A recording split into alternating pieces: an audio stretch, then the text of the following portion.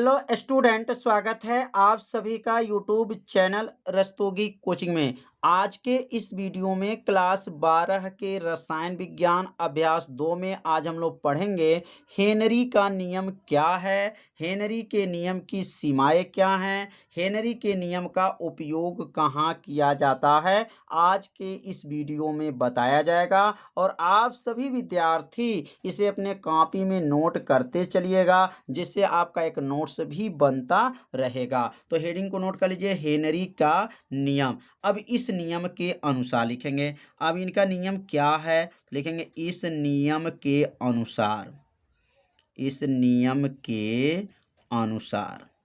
अब ये क्या बात बताए थे, तो लिखेंगे यहाँ पर इस नियम के अनुसार के बाद से जो है, अब यहाँ लिखेंगे कि स्थिर ताप पर, मतलब यहाँ पे ताप जो है वह क्या हो, स्थिर हो। तो कहेंगे स्थिर ताप पर, ताप पर किसी विलायक, किसी विलायक, किसी विलायक के एकांक, विलायक के एकांक, एकांक द्रव्यमान में, एकांक द्रव्यमान में, एकांक द्रव्यमान में घुली, एकांक द्रव्यमान में घुली गैस की मात्रा, घुली गैस की मात्रा, घुली गैस की मात्रा, और यहाँ पे देंगे कामा, गैस के दाब के, गैस के दाब, गैस के दाब के, गैस के दाब के क्या होते हैं, समानुपाती होते हैं। गैस के दाब के क्या हैं, समानुपाती, समानुपाती होता है, समानुपाती होता है। और यहाँ पे डबल इन्वर्टेड कामा को क्या करेंगे, बंद कर देंगे, और यहाँ लिखेंगे हेनरी का नियम कहलाता है। हेनरी का नियम, हेनरी का नियम कहते हैं। कितना आसान है, बस इसे आप क्या करेंगे, 2 बार पढ़ेंगे तो आपको क्या होगा, नियम याद हो जाएगा। कैसे बोलेंगे, तो स्थिर ताप पर किसी विलायक के एकांक द्रव्यमान में घुली गैस की मात्रा, तो एकांक द्रव्यमान में घुली गैस की मात्रा को किसे दिखाएंगे, W से। और गैस के दाब, अब गैस के दाब किसे दिखाएंगे, P के क्या होते हैं, समानुपाती होते हैं। तो बस इसको बोलेंगे कि एकांक द्रव्यमान में घुली गैस की मात्रा उसके दाब के क्या होते हैं, ये चिन्ह का नाम क्या है, समानुपाती होता है, हेनरी का नियम कहलाता है। बस इसका नाम आपको याद रखना है। इसका नाम क्या है, विलायक के एकांक द्रव्यमान में घुली गैस की मात्रा गैस के दाब के क्या होते हैं, समानुपाती होते हैं, हेनरी का नियम कहलाते हैं। अब इस चिन्ह को हटा देंगे समानुपाती को, तो क्या लिखेंगे, W बराबर लिख लेंगे, और यहाँ लिखेंगे के, H लिखेंगे, इंटू क्या हो जाएगा, P, और यहाँ लिखेंगे जहाँ, जहाँ, जहाँ के H क्या है, एक स्थिरांक है, जहाँ के H जो है क्या है, एक स्थिरांक है, और उसका नाम क्या है, स्थिरांक है जो हेनरी स्थिरांक है, जो हेनरी स्थिरांक है, हेनरी स्थिरांक है।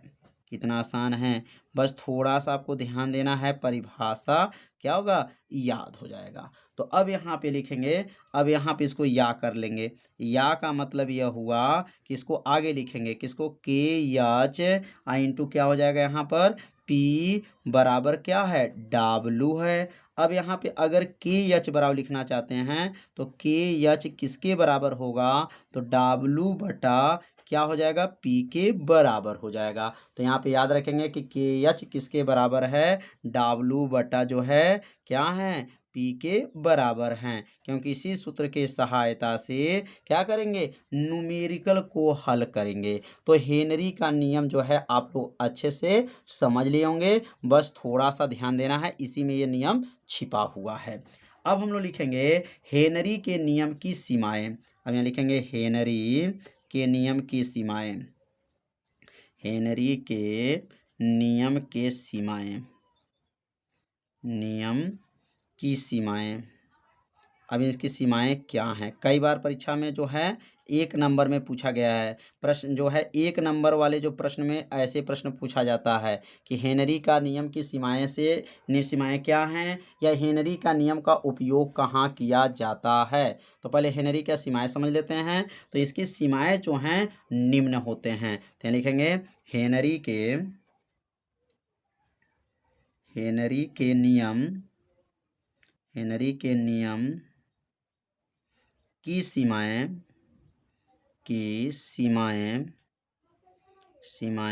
क्या हैं? निम्न हैं। अब निम्न का मतलब क्रमशः नीचे 1 2 करके बताया जाएगा। अब पहला सीमाएं क्या हैं? तो यहाँ पहला लिखेंगे, और पहला लिखेंगे कि गैस का दाब बहुत उच्च नहीं होना चाहिए। मतलब इसकी सीमा क्या होती हैं? तो गैस का दाब जो है बहुत ऊंच नहीं होना चाहिए। तो लिख लेंगे गैस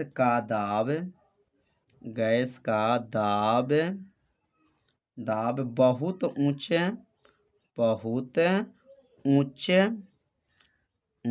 नहीं होना चाहिए।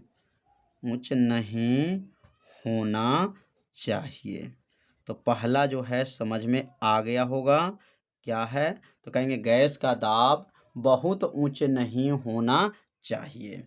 दूसरा इसकी सीमाएं क्या हैं? तो लिखेंगे ताप बहुत कम नहीं होना चाहिए। मतलब जो टेम्परेचर है वह कम नहीं होना चाहिए। किसके नियम में? हेनरी के नियम में। तो लिखेंगे ताप बहुत कम नहीं होना चाहिए।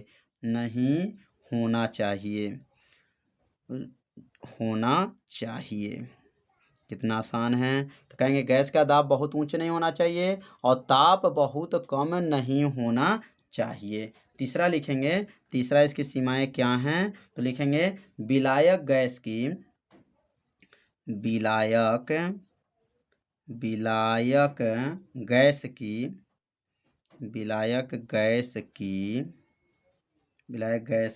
आणविक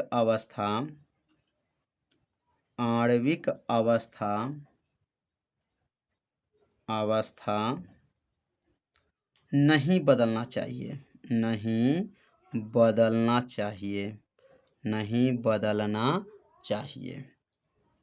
तो यह जो है टोटल 3 जो है हेनरी के नियम की क्या हैं? सीमाएं हैं। तो तीनों जो सीमाएं को जो है आप सभी विद्यार्थी अपने कॉपी में इसको क्या कीजिए? नोट कर लीजिए और इसे 2 बार पढ़िए। हेनरी के नियम की सीमाएं आपको क्या होगा? याद हो जाएगा। अब हम लोग पढ़ेंगे हेनरी का नियम का उपयोग कहाँ करते हैं। तो हेडिंग डालेंगे अब हेनरी के नियम का उपयोग। अब इसका उपयोग कहाँ होगा? तो अब इसका उपयोग लिख लेंगे। लिखेंगे हेनरी के नियम का उपयोग जो है क्या है? निम्न है। तो लिखेंगे पहला, यहाँ लिखेंगे हेनरी के नियम का उपयोग क्या है? निम्न है। अब निम्न मतलब नीचे लिखा जाएगा क्रमशः 1 2 करके। तो अब यहाँ पहला इसका जो है उपयोग क्या है? तो लिखेंगे इस नियम का उपयोग जो है इस नियम का उपयोग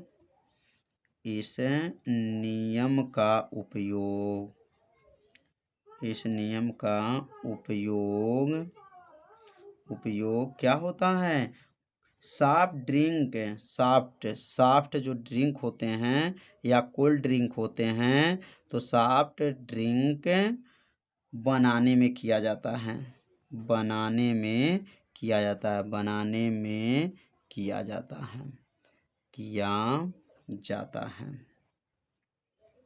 किसमें प्रयोग करते हैं? सॉफ्ट ड्रिंक बनाने में इसका प्रयोग किया जाता है। दूसरा उपयोग याद रखेंगे गहरे समुद्र में। क्या लिखेंगे? गहरे समुद्र में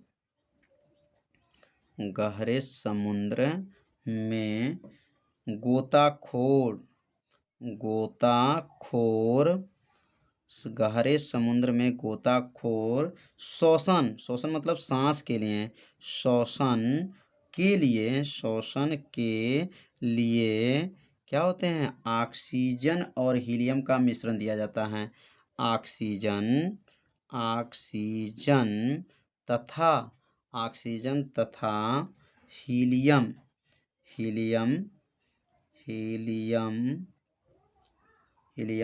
का मिश्रण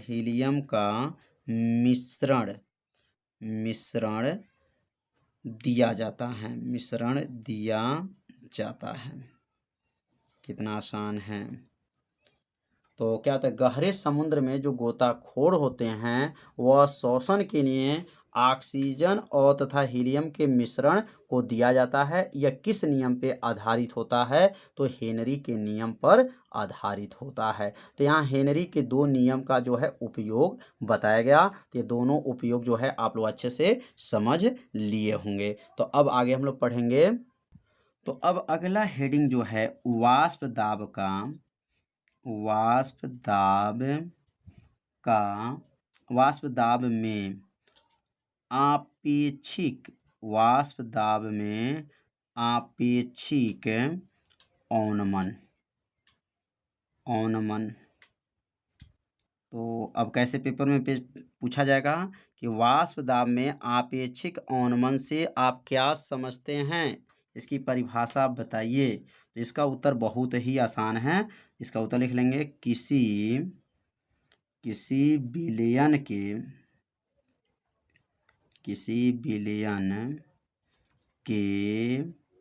वाष्प दाब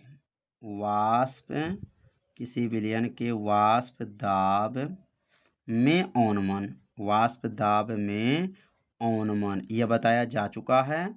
यदि उस भाग का वीडियो नहीं देखे होंगे वाष्प दाब का औनमन, तो प्लेलिस्ट में वीडियो है, वहां से जाकर के वीडियो को जरूर देख लीजिए। क्या लिखेंगे, वाष्प दाब में औनमन तथा विलायक के वाष्प दाब के अनुपात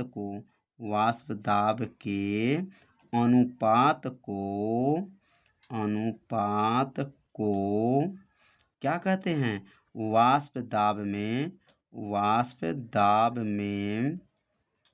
में आपेक्षिक औनमन कहते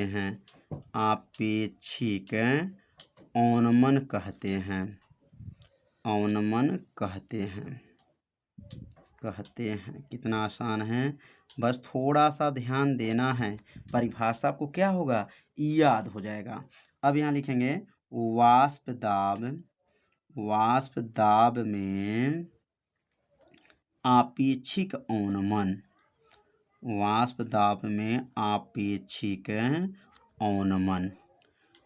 अब वाष्प दाब में आपेक्षिक औनमन किसकी बराबर होगा, तो क्या बताया गया है, वाष्प दाब में औनमन, तो वाष्प दाब में औनमन किसे दिखाएंगे, डेल पी से दिखाते हैं, बटा क्या हो जाए, विलायक के वाष्प दाब, तो विलायक के वाष्प दाब किसे दिखाएंगे, P0 से दिखाते हैं।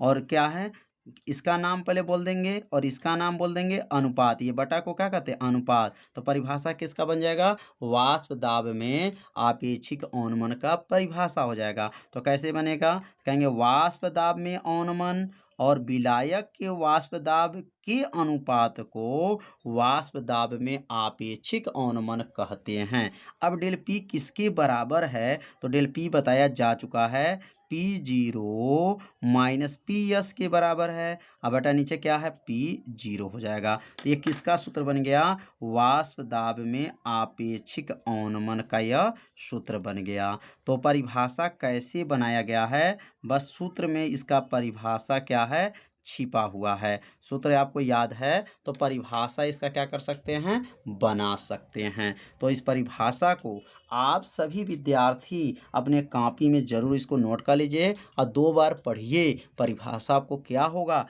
याद हो जाएगा। तो आज का ये वीडियो कैसा था, आप सभी विद्यार्थी जरूर कमेंट कीजिएगा, वीडियो को लाइक कर दीजिएगा और चैनल पे यदि आप पहली बार आए होंगे तो चैनल को सब्सक्राइब जरूर कर लीजिए। तो मिलते हैं अब अगले भाग में, तब तक के लिए सभी विद्यार्थियों को नमस्कार।